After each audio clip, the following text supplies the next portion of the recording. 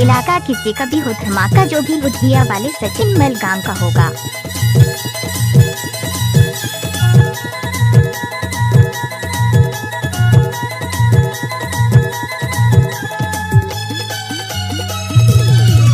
ये करेला वाली वो दे दे करेला, करेला वाली ये करेला वाली वो दे दे करेला, करेला वाली।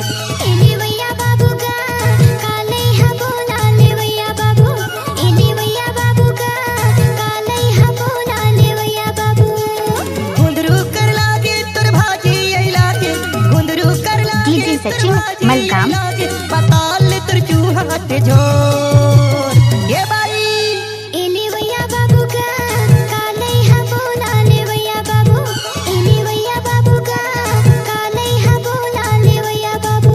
ये करेला वाली वो दे दे करेला, करेला वाली ये करेला वाली वो दे दे करेला, करेला वाली। डीजे सचिन चौकी लुधिया वाले।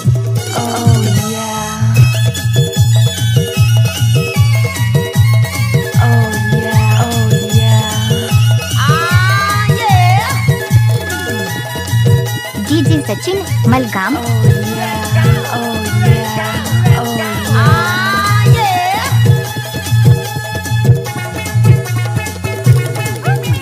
पहली बार आए हमर मड़ई में लामा, सस्ता लगावे आए हम लेला।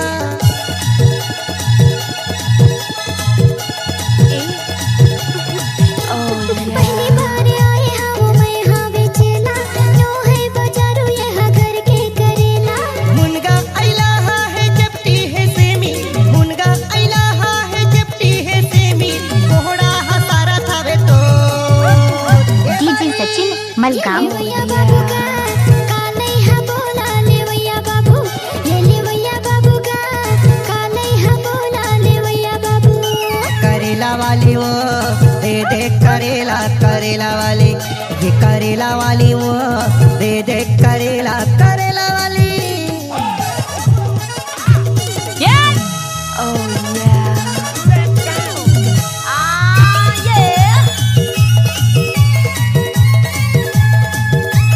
डीजे सचिन चौकी लुधिया वाले।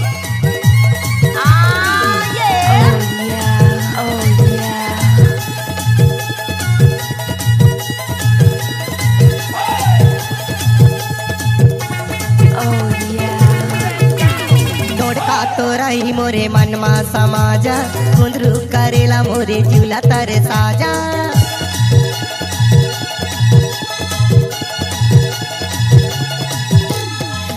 डीजे सचिन मलगाम। मोरे ताजा पताल चटनी खाबे आही मजा।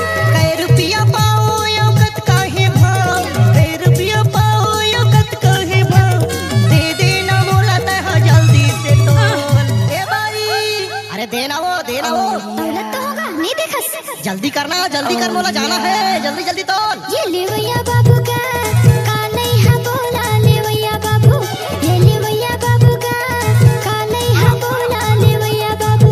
ये करेला वाली वो दे दे करेला, करेला वाली। ये ले भैया बाबू डीजे सचिन मलगाम। बोला ले भैया बाबू।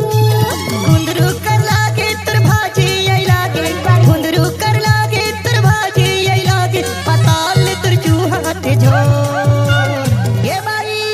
ये ले भैया बाबू का काले हा बोला ले भैया बाबू, ये ले भैया बाबू का काले हा बोला ले भैया बाबू। ये करेला वाली वो दे दे करेला, डीजे करेला सचिन वाली चौकी लुधिया वाले। करेला वाली वो दे दे करेला, करेला वाले। ये ले भैया बाबू का काले हा बोला ले भैया बाबू। ये करेला वाली वो दे दे न दे दे न दे दे न दे दे न दे दे। डीजे सचिन मलगाम।